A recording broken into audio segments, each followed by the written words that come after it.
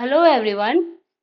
Today in this lecture, this is my third lecture and today we will discuss what is the relationship between learning and development. हमने अपने previous lectures में development का concept अच्छे से समझा है. उसमें हमने देखा है कि what are the types of development and stages of development. All right. और आज हम देखेंगे what is the relationship between learning and development. इन दोनों में एक relation है, ठीक है? वो इस topic में हम समझेंगे.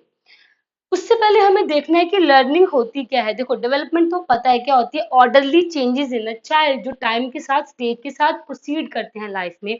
फ्रॉम वूम टू टू मीन्स उसके बचपन से लेके उसके डेथ तक जो उसमें चेंजेस आ रहे हैं, एक बच्चे में जो कंटिन्यूस चेंजेस आ रहे हैं, उसे हम कह रहे हैं डेवलपमेंट. और वो चेंजेस हर एस्पेक्ट में आ रहे हैं. फिजिकली आ रहे हैं, मेंटली आ रहे हैं, इमोशनली, सोशली, मतलब हर एक एस्पेक्ट में वो बच्चे में चेंजेस आ रहे हैं. वो होता है डेवलपमेंट. और लर्निंग, अगर हम बोले लर्निंग क्या है, अगर बहुत बेसिक सी लैंग्वेज में कहें कि लर्निंग क्या होता है, लर्निंग का मतलब होता है टू लर्न समथिंग. ठीक है, मतलब किसी चीज को सीखना या किसी चीज को समझना, टू अंडरस्टैंड और टू लर्न समथिंग. तो लर्निंग को अगर हम साइकोलॉजी की लैंग्वेज में देखें तो लर्निंग इज, अगर इसका मीनिंग है वो ये है कि learning is acquisition of skills. Acquisition of skills. ठीक है, इसे कंटिन्यू करते हैं. तो क्रो एक साइकोलॉजिस्ट, वो कहते हैं learning is acquisition of habits, habits, attitude and knowledge.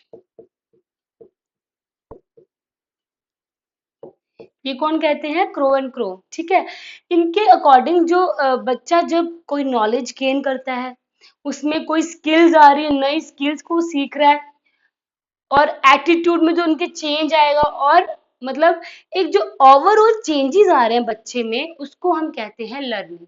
ठीक है, किसी चीज को सीखने से जो चेंज आ रहे हैं, learning is acquisition of skills. मतलब वो एक्वायर कर रहा है हर चीज को. एक्विजिशन का मतलब होता है एक्वायर, टू एक्वायर और गेन करना, जैसे नॉलेज को गेन करना. हम यहाँ पे क्या बैठे हैं, अगर हम यहाँ पे, मैं कुछ पढ़ा रही हूँ आपको, तो क्या कर रहे हो आप? इस चीज को एक्वायर कर रहे हो, अपने माइंड तक लेके जा रहे हो ना. तो learning means to acquire knowledge, skills, habits and attitude. Attitude में चेंज आना. ठीक है, एटीट्यूड को एक्वायर, गेन करना, ये होता है इसका मीनिंग. एक और चीज है, लर्निंग को मॉडिफिकेशन ऑफ बिहेवियर भी कहते हैं. Modification, modification of behaviour. It means कि जब लर्निंग होगी तो ऑटोमेटिकली बच्चे का बिहेवियर भी चेंज होता है. ठीक है, आप लोग देखना कि जब आप किसी चीज को सीखते रहते हैं, तो आपके बिहेवियर में भी ऑटोमेटिकली चेंजेस आते हैं. वो कैसे? अब आपका मतलब जो फोकस रहेगा वो लर्निंग की तरफ रहेगा. ठीक है, उस वो आपका एक मेन टारगेट बन गया कि आपने इस चीज को लर्न करना ही करना है. उससे आपका बिहेवियर भी चेंज होता जा रहा है. ठीक है, तो बच्चे में क्या हो रहा है? Learning is modification of behaviour भी होता है. इसमें उनका जो बिहेवियर है वो भी चेंज हो रहा है. ठीक है, ये परमानेंट है. लर्निंग इज परमानेंट मीन्स ये फिक्स है, ये रहेगी. ये नहीं कि टाइम के साथ साथ लर्निंग जा रही है, ये परमानेंट है, ये रहती ही रहती है. ठीक है, अब हमने देखना है what is the relationship between learning and development. See, इनमें जो रिलेशनशिप है, इसके बहुत मतलब अलग अलग व्यूज दिए हैं सबने. तो इसमें डिफरेंट अजम्पशंस लगा के चल लो आप. जैसे जीन पियाजे कहते हैं कि learning, sorry, development leads learning. Development lead करती है लर्निंग को. उनके अकॉर्डिंग पहले डेवलपमेंट होगी, उसके बाद बच्चे में लर्निंग होगी. और ये क्या है? Both are independent. इंडिपेंडेंट, ये एक दूसरे पे डिपेंड नहीं है. लर्निंग अपने अकॉर्डिंग है और डेवलपमेंट अपने अकॉर्डिंग है. ठीक है, अलग अलग है दोनों. तो इसमें क्या कह रहे हैं जीन पियाजे कि अगर बच्चा अच्छे से उसमें डेवलपमेंट होगी, अगर उसका फिजिकल डेवलपमेंट अच्छी हो रही है, उसमें कॉग्निटिव डेवलपमेंट अच्छी हो रही है, तभी उस बच्चे में क्या होगा, लर्निंग हो रही है, तभी उस बच्चे में लर्निंग होगी। मीन्स कि लर्निंग के लिए एक कंडीशन रखी है उन्होंने कि डेवलपमेंट होगी तभी जाके लर्निंग होनी है। ठीक है, तो लर्निंग के लिए क्या है, डेवलपमेंट एक प्री कंडीशन है इसमें। ठीक है, ये कहते हैं जीन पियाजे। और इसमें कहा गया है, जैसे कईयों ने ये भी कहा है कि development is learning.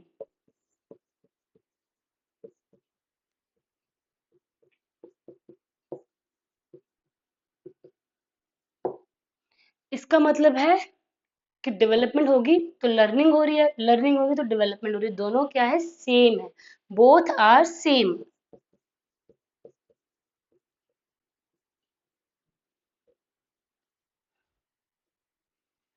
For example, हमें पता है अर्ली चाइल्डहुड में सबसे ज्यादा क्या होती है, लैंग्वेज डेवलपमेंट एक बच्चे में।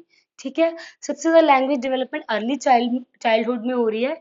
इसका क्या मतलब है कि बच्चा उस एज में सबसे ज्यादा लैंग्वेज सीखता है। तो देख लो, इस लाइन से आप समझ रहे हो, अगर उसकी लैंग्वेज डेवलपमेंट उस एज में हो रही है तो मीन्स वो बच्चा लैंग्वेज सीख रहा है, तो डेवलपमेंट हो रही है तो लर्निंग हो रही है। तो इसका मतलब ये है कि development is learning, both are same. ठीक है, और है कि जो डेवलपमेंट होती है, जो मैच्योरेशन, एक टर्म आएगी मैच्योरेशन, मैच्योरेशन, मैच्योरेशन का मतलब होता है मैच्योरिटी आना, मैच्योर होना। मैच्योर कब होता है, एक बच्चा मैच्योर कब होगा, जब उसके जो फिजिकल चेंजेस हैं, टाइम के साथ उसमें फिजिकल चेंजेस आ रहे हैं, कॉग्निटिव चेंजेस आ रहे हैं, मतलब हर टाइप के जो चेंजेस आ रहे हैं इंटरनली, उसे कहते हैं मैच्योरेशन। एक और चीज, लर्निंग एक एक्सटर्नल प्रोसेस है। ठीक है, मोटिवेशन, रीइंफोर्समेंट इन इसके थ्रू आती है। बट जो मैच्योरेशन है ये तो होनी है। ठीक है, बच्चे एक टाइम के साथ बच्चा क्या होगा, मैच्योर होना ही होना उसने।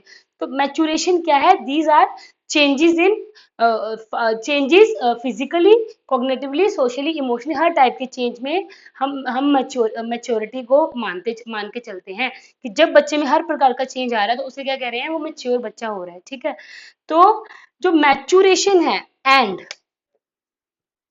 Learning, it results in development.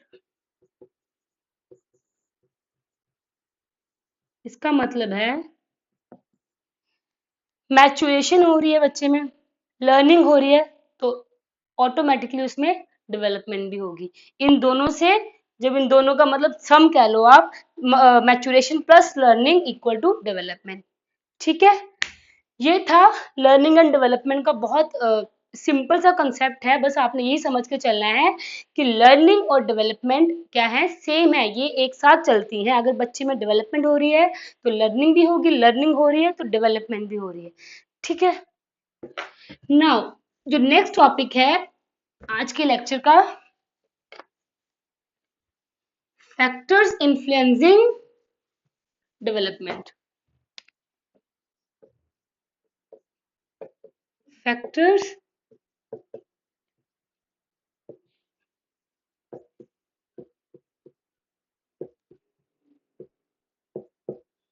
कौन कौन से फैक्टर्स इन्फ्लुएंस करते हैं डेवलपमेंट को। जो मेन फैक्टर्स रहेंगे वो होते हैं हेरिडिटी एंड एनवायरनमेंट। हेरिडिटी, पहले इसको समझो, हेरिडिटी क्या होती है एंड एनवायरनमेंट।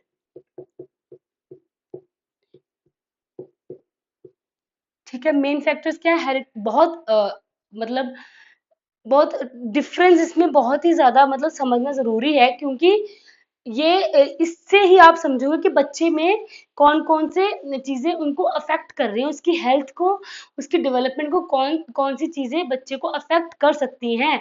ठीक है, आपको ये एज अ टीचर, एक टीचर को ये समझना बहुत जरूरी है कि बच्चे की ऑल जो उसकी मतलब ओवरऑल जो डेवलपमेंट है वो किस किस चीज से अफेक्ट हो सकती है, इन्फ्लुएंस हो सकती है। तो इसीलिए जो हेरिडिटी, इसमें जो फर्स्ट पॉइंट है हेरिडिटी, हेरिडिटी का मतलब होता है transfer of genes. Transfer of genes और genetic material from parents to offspring to offspring means child. ठीक है, जीन्स ट्रांसफर जो हो रहे हैं, जैसे जो मेरा मतलब फिजिकल अपीयरेंस है या इंटरनल जो इंटरनली जैसे मैं हूँ, वो बहुत ज्यादा अफेक्ट करेगा कि मेरे पेरेंट्स में कैसा था। ठीक है, बच्चे का हेरिडिटी में बच्चे का जैसे जो स्किन कलर है, बच्चे को कॉम्प्लेक्शन, स्किन कलर, उसका hair texture, hair colour, eyes का कलर, मतलब ये सब, हाइट, बॉडी, ये सब बहुत ज्यादा किससे अफेक्ट होते हैं, उसके पेरेंट्स से। ठीक है, ये जीन्स क्या होते हैं, ये हम कहते हैं ना जीन्स कहाँ से आते हैं, हमारे पेरेंट्स से जीन्स हमें आते हैं। तो ये जीन्स क्या होते हैं, ये जनरेशन से जनरेशन ट्रांसफर हो रहे हैं। ठीक है, एक generation to second generation, second to third generation. तो ये जो जीन्स होते हैं, ये हेरिडिटी है, ये बहुत इन्फ्लुएंस करती है बच्चे के डेवलपमेंट में। वो आप समझो कैसे करती है। अगर जैसे बहुत मतलब कॉमन सी चीज है कि अगर कोई किसी के पेरेंट्स इंटेलिजेंट है, मैं बाद में समझाऊंगी आपको कि इन्वायरमेंट का भी असर होता है इस चीज में, बट एक जो बेसिक चीज है कि अगर किसी के पेरेंट्स इंटेलिजेंट है तो हो सकता है, क्या मतलब ज्यादा चांसेस है कि उसका वो बच्चा में वो जीन्स आएंगे, इंटेलिजेंस वाले जीन्स बच्चे में आते हैं। तो क्या होता है, वो बच्चा भी इंटेलिजेंट होगा। ठीक है, और अगर इन केस बच्चे मतलब जनरेशन में कोई ऐसी, जैसे फर्स्ट जनरेशन में कोई ऐसी डिजीज है, बहुत ही मतलब मेजर डिजीज है उन्हें, तो वो डिजीज क्या पता ट्रांसफर होके आगे नेक्स्ट जनरेशन में भी आ रही है। तो इससे इन दोनों चीजों से देखो अफेक्ट नेगेटिव भी होगा और पॉजिटिव भी होगा, दोनों चीजों में अफेक्ट होगा। ठीक है, नेगेटिवली भी बच्चे की डेवलपमेंट पे इफेक्ट कर सकती है हेरिडिटी, और पॉजिटिवली भी। तो ये हमने देखना है कि हेरिडिटी से कैसे इफेक्ट हो रहा है और क्यों इफेक्ट हो रहा है। ठीक है, तो क्योंकि जो जीन्स ट्रांसफर हो रहे हैं बच्चे में एक जनरेशन टू अनदर जनरेशन, वो जीन्स क्या होते हैं, वो ही बच्चे की हेरिडिटी पे, बच्चे की वो हेरिडिटी होती है और बच्चे की डेवलपमेंट में बहुत ज्यादा इन्फ्लुएंस करती है बच्चे की। ठीक है, ये होता है heredity. What is environment, environment में आता है आपका सम टोटल, जितना मतलब कि आपके आसपास का जितना भी उसकी सराउंडिंग्स आ रही है बच्चे की, वो सब किस में आती हैं, इन्वायरमेंट की। जैसे बच्चे का सोशल, बच्चा सोशल कैसा है, उसकी सोसाइटी आसपास कैसी है, उसका जोग्राफिकल एरिया, बच्चा किस लोकेलिटी में रह रहा है, उसकी लोकेशन कहाँ पे है, प्लस उसके फ्रेंड्स, उसके स्कूल्स, ये सब किस में आएगा, ये आएगा इन्वायरमेंट में। ठीक है, अब थोड़ा इसको डिटेल में देखते हैं। आप समझ गए हेरिडिटी एंड एनवायरनमेंट को। अब हम इसे थोड़ा डिटेल में देखते हैं फैक्टर्स को। हम इसे कैटेगराइज करेंगे internal factors and external factors.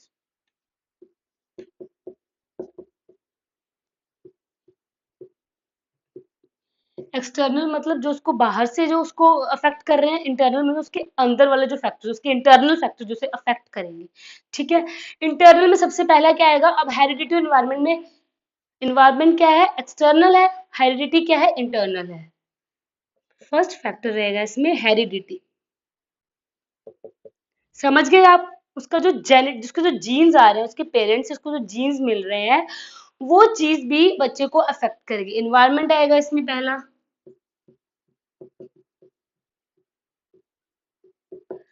हर चीज को एक स्टोरी की तरह समझना है, इसे रटना नहीं है कि हेरिडिटी और एनवायरनमेंट अफेक्ट करती है एक बच्चे को।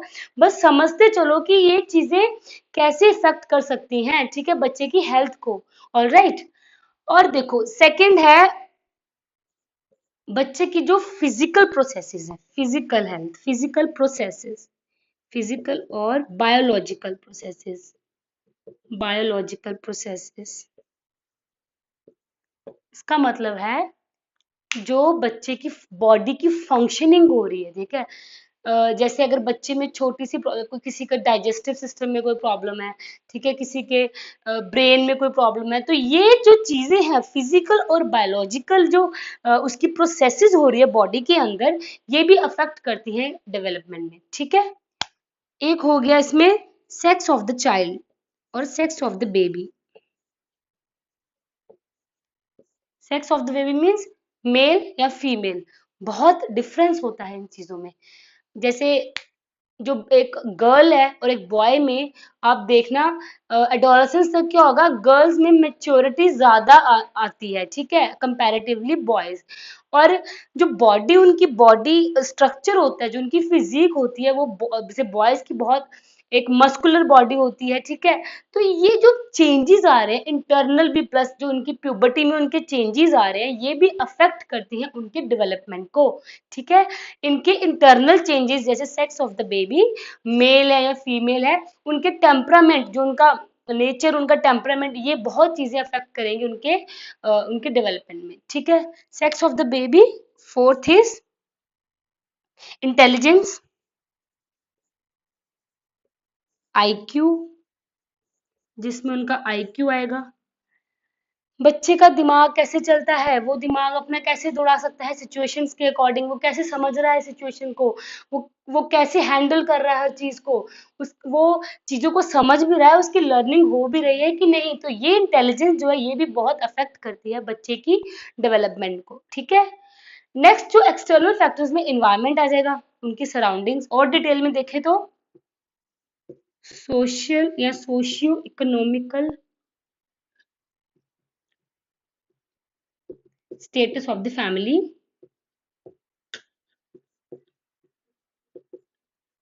ठीक है।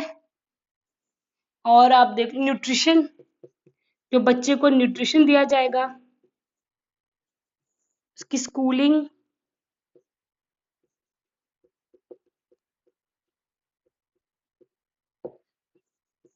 ज्योग्राफिकल एरिया,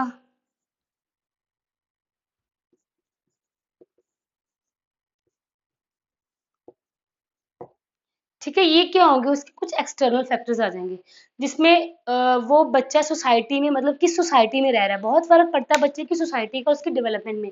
वो कैसे, अगर बच्चा ऐसी सोसाइटी में रह रहा है जहाँ उसे हर एक चीज प्रोवाइड करवाई जा रही है, मीन्स वहाँ पे प्ले ग्राउंड है, वहाँ पे उनको पार्क्स प्रोवाइड करवाए जा रहे हैं, तो बच्चे की जो मैक्सिमम जो एनर्जी उस एज की है, वो अपनी एनर्जी को अच्छे से यूटिलाइज कर पाएगा। बट अगर वही चीजें उसकी सोसाइटी में नहीं है, तो इससे भी बच्चे की हेल्थ पे, या सॉरी, बच्चे के डेवलपमेंट पे बहुत ज्यादा अफेक्ट होगा। ये चीजें भी बच्चे के डेवलपमेंट को अफेक्ट करेंगी। सोशल इकोनॉमिक मतलब फैमिली की कंडीशंस कैसी हैं, ठीक है, वो क्या क्या चीजें उसको प्रोवाइड करा सकते हैं, उसकी स्कूलिंग कितनी अच्छे से प्रोवाइड करा सकते हैं, ये भी बच्चे की डेवलपमेंट पे अफेक्ट करेगी। न्यूट्रिशन मीन्स जो डाइट है बच्चे की, नेक्स्ट पॉइंट न्यूट्रिशन मीन्स कि बच्चा मतलब डाइट, जो देखो कहते हैं ना कि अच्छे, जितना अच्छे से बच्चा खाएगा उतना अच्छा उसका दिमाग दौड़ेगा, ठीक है। तो जो न्यूट्रिशन बच्चा ले रहा है एक एज में, ठीक है, जो उसके डाइट है, जो उसकी न्यूट्रिशन इनटेक है, वो भी बहुत मैटर करता है बच्चे की डेवलपमेंट में।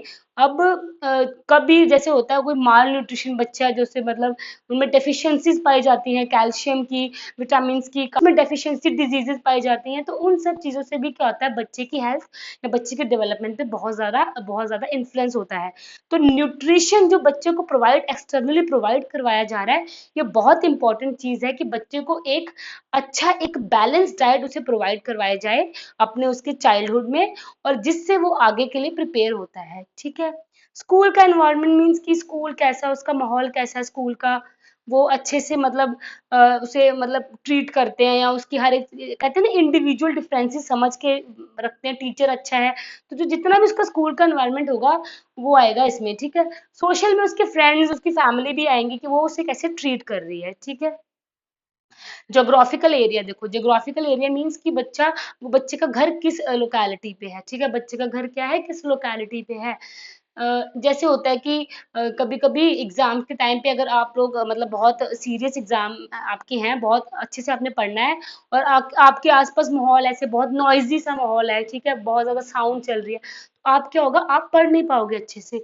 तो ये ज्योग्राफिकल रीजन, जो बच्चे का जो मतलब ज्योग्राफिकल जो एरिया है, वो भी बहुत मैटर करता है कि बच्चे की डेवलपमेंट कैसी हो रही है, ठीक है। तो ये फैक्टर्स हैं, कुछ इंटरनल एक्सटर्नल फैक्टर्स हैं, हेरिडिटी, एनवायरनमेंट। तो इन सबको आपने अच्छे से समझना है कि बच्चे की हेल्थ को कौन कौन से फैक्टर्स इन्फ्लुएंस कर सकते हैं, और एक टीचर को ये भी समझना है कि बच्चा अगर मतलब अगर उसकी डेवलपमेंट अच्छे से नहीं हो रही है, तो इसमें से कौन सी चीजें उसे ज्यादा अफेक्ट कर रही हैं, इसे समझने की बहुत जरूरत है, ठीक है। प्रिंसिपल्स ऑफ डेवलपमेंट, ये टॉपिक बहुत ही ज्यादा इंपॉर्टेंट है। जो डेवलपमेंट हमने जो पूरा एक इसका लेक्चर में सबसे इंपॉर्टेंट टॉपिक है प्रिंसिपल्स ऑफ डेवलपमेंट, और सबसे ज्यादा क्वेश्चंस इसी टॉपिक में से आए हैं। डेवलपमेंट में सबसे ज्यादा क्वेश्चंस उसके प्रिंसिपल्स में से पूछे जाते हैं कि कौन कौन से प्रिंसिपल्स हैं, और उन प्रिंसिपल्स के बारे में डिटेल में पूछा गया है, तो इसे आपको अच्छे से समझना है, ठीक है। प्रिंसिपल्स ऑफ डेवलपमेंट में जो पहला प्रिंसिपल है that is principle of continuity. Means development क्या है, एक कॉन्टिन्यूस प्रोसेस है, ये कॉन्टिन्यूसली चेंज होती रहती है, ठीक है। ये नहीं है कि बीच में कोई गैप आएगा, तो ये लगातार चलने वाली प्रोसेस है, ठीक है। ये प्रोग्रेसिव चेंजेस आते हैं, कॉन्टिन्यूस है। सेकेंड प्रिंसिपल है principle of general to specific. General to specific मतलब समझाया था ना आपको कि जर्नल होल टू पार्ट। क्या होता है, बच्चा क्या करता है, सबसे पहले अपनी पूरी बॉडी यूज करेगा, ठीक है। एक इन्फेंट जब मैंने बताया था कि बच्चा अगर आपको उसे कोई चीज चाहिए, वो क्या होगा, वो पीछे की तरफ मुड़ना भी होगा उसे, तो वो पूरी बॉडी को अपनी पीछे की तरफ रोटेट करेगा, वो सिर्फ अपने नेक को नहीं मोड़ सकता, ठीक है। तो ये क्या हो रहा है, डेवलपमेंट क्या कर रही है, ये जर्नल टू स्पेसिफिक जा रही है, ये होल से एक स्पेसिफिक पार्ट तक जाएगी, gross to fine motor skill इसमें डेवलप होती है, ठीक है। Second is general to specific. Third जो है प्रिंसिपल इज इंडिविजुअल डिफरेंस। देखो, हर एक ह्यूमन बीइंग एक दूसरे से अलग है, ठीक है। किसी में भी कोई मतलब कि सबकी अपनी अपनी कुछ ना कुछ क्वालिटीज होती हैं। कोई बहुत इंटेलिजेंट है, किसी की पर्सनालिटी बहुत अच्छी है, तो सब में कोई ना कोई डिफरेंस है। तो ये डेवलपमेंट क्या कहती है कि जो डेवलपमेंट किस पैटर्न को फॉलो करती है, इंडिविजुअल डिफरेंसेस को। मतलब कि डेवलपमेंट एक बच्चे के हिसाब से चलेगी, मतलब बहुत जैसे उसका टाइम पीरियड वैरी कर सकता है, किसी एक बच्चे में कुछ और होगा, अलग बच्चे में, बट स्टेजेस तो सेम रहेंगी। बट इंडिविजुअल डिफरेंसेस को अगर हम देखते हुए चलेंगे तो ये प्रिंसिपल, ये इसका मतलब प्रिंसिपल है कि हर एक बच्चा एक दूसरे से अलग है, हर एक बच्चे में उनकी अपनी अपनी कोई स्पेशलिटी होती है, हर एक बच्चे का अपना अपना कोई कैरेक्टरिस्टिक है। तो ये चीज हमें ध्यान रखनी है कि हर एक बच्चा क्या है, एक दूसरे से अलग है। एवरी चाइल्ड इज डिफरेंट, ठीक है। हर एक बच्चा क्या है, एक दूसरे से डिफरेंट है। Fourth is uniformity. Uniform, principle of uniformity में आएगा कि डेवलपमेंट क्या है, एक यूनिफॉर्म प्रोसेस है। अगर वो चाइल्ड टू चाइल्ड स्टेजेस क्या होती हैं, इन्फेंसी सब में आएगी, चाइल्डहुड सब में आएगा, एडल्टहुड सब में आएगा। तो क्या है, यूनिफॉर्म है, हमें पता है कि ये स्टेजेस सब में आनी है। मैंने आपको बताया इंडिविजुअल डिफरेंस, इंडिविजुअल डिफरेंस में थोड़ा सी वेरिएशन आ सकती है टाइम पीरियड को लेके, बट जो प्रोसेस है डेवलपमेंट की वो क्या है, यूनिफॉर्म है, वो स्टेजेस क्या है, सब में कॉमन रहेंगी, ठीक है। तो प्रिंसिपल क्या, ये कौन सा प्रिंसिपल है, principle of uniformity, uniform. Next is principle of integration. Integration means integrate करना, हर एक आस्पेक्ट, जितने भी आस्पेक्ट हैं डेवलपमेंट के, physical, cognitive, social, emotional, moral, हर एक आस्पेक्ट क्या है, एक दूसरे से एक साथ होके चलेंगे। डेवलपमेंट सिर्फ एक पार्ट को नहीं देखेगा, वो हर एक पार्ट को साथ लेके चलती है, हर एक आस्पेक्ट को साथ लेके चलती है। इसमें ऑल आस्पेक्ट्स ऑफ लाइफ आते हैं, ठीक है। नेक्स्ट जो है प्रिंसिपल ऑफ प्रिडिक्टिबिलिटी। प्रिडिक्ट करना मतलब प्रिडिक्ट, हमें प्रिडिक्शन हो रही है किसी चीज को लेके। देखो जैसे कि इन्फेंसी है, ठीक है। इन्फेंसी के बाद हमें पता है कि इन्फेंसी के बाद क्या होगा, अर्ली चाइल्डहुड है, अर्ली के बाद लेटर चाइल्डहुड है। तो हम प्रिडिक्ट कर सकते हैं इस चीज को कि हाँ, अगर इन्फेंसी में बच्चा थोड़ा सा मतलब सपोर्ट से या खड़ा होना शुरू कर रहा है, थोड़ा उसमें मतलब चलना स्टार्ट कर रहा है, तो क्या होगा, अर्ली चाइल्डहुड में वो अच्छे से चलेगा, प्लस उसमें वो दौड़ने लगेगा, रनिंग आ जाएगी। तो हम इस चीज को प्रिडिक्ट कर रहे हैं, हमें इसे पता है कि ये स्टेज में ये चीजें होनी है, तो क्या हुआ, हम अगले स्टेज को प्रिडिक्ट कर सकते हैं। तो डेवलपमेंट क्या है, एक प्रिडिक्टेबल प्रोसेस है, इसको हम प्रिडिक्ट कर सकते हैं, ठीक है। Sixth principle is principle of predictability. Principles को एज सच याद कर लो, क्योंकि आपको क्वेश्चन पूछ सकते हैं कि कौन कौन से प्रिंसिपल होते हैं डेवलपमेंट में। कोई आपको एक्स्ट्रा पॉइंट पूछ लेंगे और आपको उसमें कंफ्यूज हो जाएगा, आपको कंफ्यूजन हो जाएगा कि हाँ ये प्रिंसिपल है कि नहीं, इसलिए आपको सब प्रिंसिपल इसको अच्छे से याद रखने हैं। प्रिडिक्टिबिलिटी हो गया। Principle of interrelation. Interrelation means interrelation, हर एक प्रिंसिपल, हर एक एस्पेक्ट का आपस में कोई ना कोई रिलेशन है। ठीक है, फिजिकल अगर डेवलपमेंट हो रही है तो कोग्नेटिव भी होगी, कोग्नेटिव हो रही है तो सोशल इमोशनल भी होगी। तो हर एक एस्पेक्ट, हर एक डोमेन, जितने भी डोमेन है ये आपस में क्या है, इंटर रिलेटेड है, एक दूसरे से इनका रिलेशन होता है। ठीक है, okay. Next principle of totality, वो भी इसी में आएगा कि टोटल टोटल जो डेवलपमेंट है, मतलब उसकी ओवरऑल डेवलपमेंट है, इसमें आएगी। प्रिंसिपल ऑफ टोटलिटी को फॉलो करती है डेवलपमेंट, कि हर एक चीज को टोटलिटी में लेके चलती है, हर एक चीज का सम है ये, सबको मिलाकर चलेगी डेवलपमेंट, हर एक एस्पेक्ट को मिलाकर चलती है। Next is principle of heredity and environment. हमने अभी समझा कि हेरिडिटी और एनवायरनमेंट में क्या डिफरेंस है। हेरिडिटी हमारे जो करेक्टर, हम जो जीन्स ले रहे हैं अपने पेरेंट्स से, एनवायरनमेंट जो हमारा आसपास का जो सराउंडिंग्स है। तो हेरिडिटी एंड एनवायरनमेंट भी एक प्रिंसिपल है किसका, डेवलपमेंट का, क्योंकि ये भी इन्फ्लुएंस करता है डेवलपमेंट को। ठीक है, जिस हेरिडिटी, जो बच्चे की जो हेरिडिटी है, जो उसके इनहेरिटेड करेक्टर्स हैं, वो प्लस उसका जो एनवायरनमेंट है, ये भी इन्फ्लुएंस करेगा डेवलपमेंट को। तो ये सब आते हैं प्रिंसिपल ऑफ डेवलपमेंट में। ठीक है, 10th is maturation and learning. Maturation means mature, maturity हमने अभी पढ़ा था टॉपिक में कि मैच्योरिटी और लर्निंग, तो maturity plus learning equal to development. Maturation आएगी बच्चे में, लर्निंग होगी बच्चे में, तो उसकी डेवलपमेंट भी होगी। तो जो 10th प्रिंसिपल है that is maturation and learning. Next principle है 11th, प्रिंसिपल ऑफ डायरेक्शन।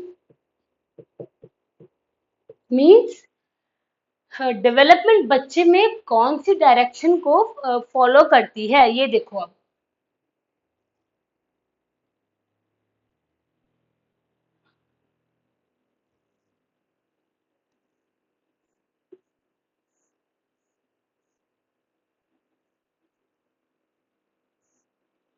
ठीक है,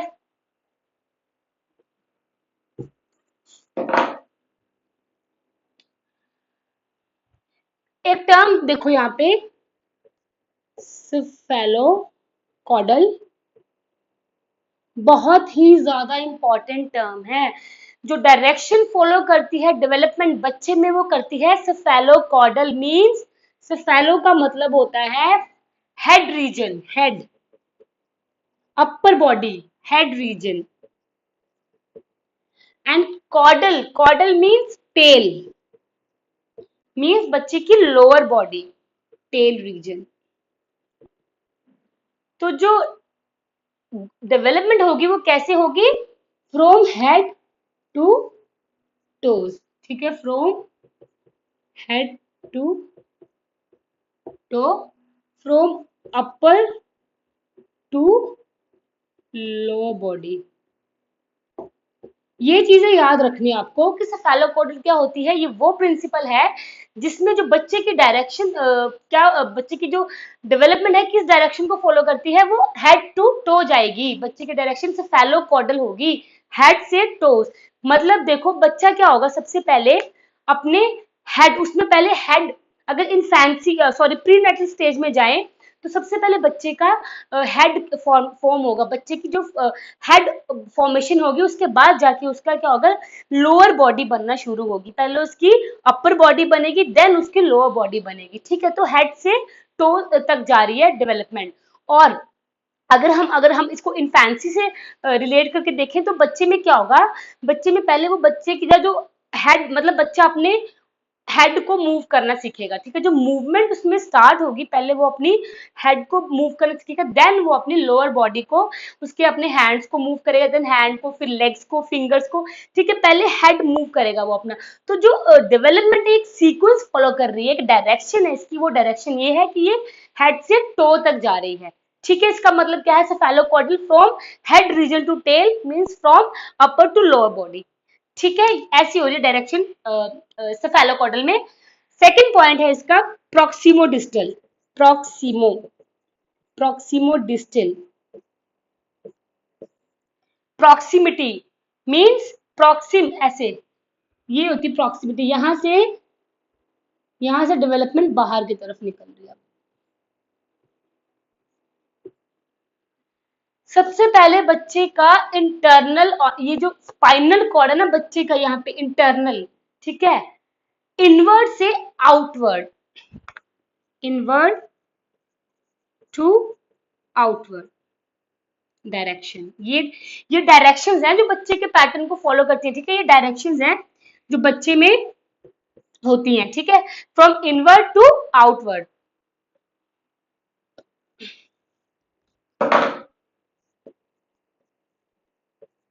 इनवर्ड टू आउटवर्ड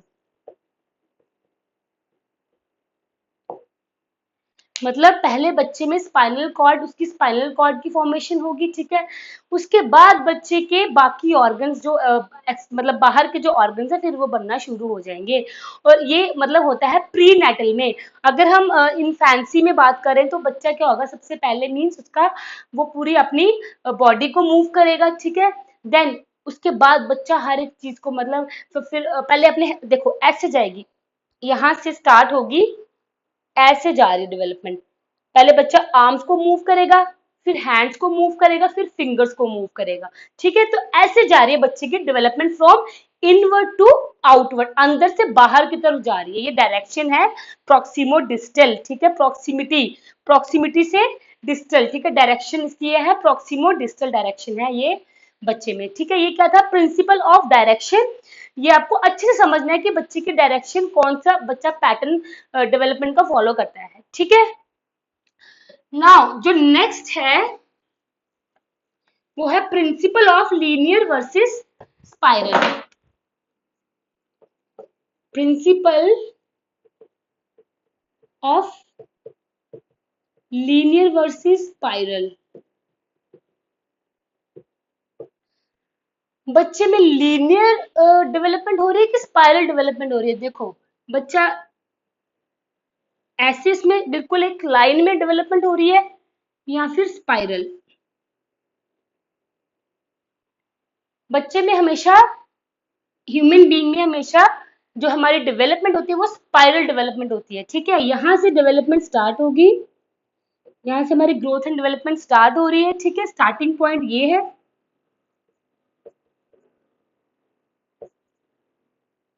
ये एंड है यहाँ तक। और ये जो टर्न्स आ रहे हैं ना, ये टर्न्स जैसे कॉइल्स होती है ना, कॉइल्स में टर्न्स आते हैं, ये बैक एंड जो fourth, back and fourth, back and fourth, ये जो टर्न्स आ रहे हैं ना, ये वाले टर्न्स, ये टर्न्स क्यों आ रहे हैं, क्योंकि इसमें इस टर्न से डेवलपमेंट, ये इसमें डेवलपमेंट क्या हो रही है, कंसोलिडेट। ये टर्न्स क्यों आ रहे हैं, to consolidate, consolidate development. Means कि डेवलपमेंट कैसे होती है, स्पाइरली होती है, ये लीनियर नहीं होती है कि एक ही बस ऐसे चलती रहे। ये बैक एंड फोर्थ इसमें टर्न्स आएंगे। ये टर्न्स क्यों आ रहे हैं कि हर एक स्टेज को स्ट्रॉन्ग करने के लिए। फॉर एग्जाम्पल ये इन्फेंसी स्टेज है, ठीक है। ये क्या है, इन्फेंसी है। अब इन्फेंसी स्टेज में जो उसके करेक्टरिस्टिक बन जाएंगे, उस चीज को स्ट्रॉन्ग करना है, इसके लिए इसमें टर्न्स आ रहे हैं, ठीक है। हर एक स्टेज में एक मतलब प्रोसेस, देखो हर एक स्टेज की तो एक प्रोसेस है, हर एक स्टेज में कुछ चेंजेस हो रहे हैं, वो जो चेंजेस आ रहे हैं ना वो ये टर्न्स होते हैं, ठीक है। तो ये टर्न्स के थ्रू चल रही है, ठीक है। डेवलपमेंट क्या है, स्पाइरल होती है, ये स्पाइरल स्पाइरल पैटर्न को फॉलो करती है, ये लीनियर नहीं होती है, ठीक है। तो क्या होती है ये स्पाइरल, क्योंकि ये बैक एंड फोर्थ जाती है। और ये क्यों जाती है, कंसोलिडेट मीन्स उसको स्ट्रॉन्ग करना है, उस इस स्टेप को, इस एक किसी एक स्टेज को स्ट्रॉन्ग करने के लिए उसको मतलब अच्छे से उसको एस्टेब्लिश करना है कि ये स्टेज को हमें अभी इस स्टेज पे भी थोड़ी देर ठहराव चाहिए। और हर एक स्टेज को ये क्या करती है, मीन्स कंसोलिडेट करती है। तो क्या है, principle of linear versus parallel में जो हमारी डेवलपमेंट है वो क्या होती है, वो लीनियर होती है, सॉरी स्पाइरल होती है। क्या होती है डेवलपमेंट, स्पाइरल होती है, ठीक है। Now next, next is principle of early childhood, sorry early education या अर्ली डेवलपमेंट। मीन्स इसमें क्या आएगी आपका अर्ली चाइल्डहुड। सबसे इंपॉर्टेंट स्टेज कौन सी होती है डेवलपमेंट में, एक चाइल्डहुड में, वो होती है उसका अर्ली चाइल्डहुड। तो ये चीज भी समझनी है कि सबसे इंपॉर्टेंट कौन सी स्टेज है, अर्ली चाइल्डहुड। और जो लास्ट है वो है प्रिंसिपल ऑफ एक्सपेक्टेशंस मन से हमें एक्सपेक्ट कर रहे हैं हम किसी बच्चे से कि वो इस स्टेज में कौन कौन से काम कर सकता है, हम उसके एज ग्रुप के अकॉर्डिंग जो वो काम करता है उससे वो हमारी जो एक्सपेक्टेशंस है उसको कहते हैं प्रिंसिपल ऑफ एक्सपेक्टेशंस। ठीक है, तो ये थी 14 स्टेजेस हमने जो आज देखी हैं principles of develop sorry principles 14 principles development के। ठीक है, जिसमें जो हमें याद रखना है, एक हर एक प्रिंसिपल को याद रखना है, प्लस हमें इसमें डायरेक्शन देखनी है कि जो डायरेक्शन होती है वो फैलो कॉर्डल होती है, प्रॉक्सिमो डिस्टल होती है, head to toe from in to out जाती है। ठीक है, ये होता है इसका डायरेक्शन में। लीनियर वर्सेस स्पाइरल में देखना कि जो डेवलपमेंट होती है वो स्पाइरल होती है ना कि लीनियर होती है। स्पाइरल क्यों होती है? क्योंकि हर एक स्टेप को, हर एक स्टेज को कंसोलिडेट करने के लिए, उसको स्ट्रॉन्ग बनाने के लिए वो स्पाइरल होती है। ऑलराइट, ठीक है, ये थे प्रिंसिपल ऑफ डेवलपमेंट। तो आज का लेक्चर हमारा यहीं पे कंप्लीट होता है, जिसमें हमने डेवलपमेंट का हर एक कॉन्सेप्ट को, हमने हर एक चीज इसके डिटेल में समझी है। अगर आपको इनकेस कोई भी डाउट है तो प्लीज आप मुझे क्वेश्चन करें। Okay okay, so thank you so much.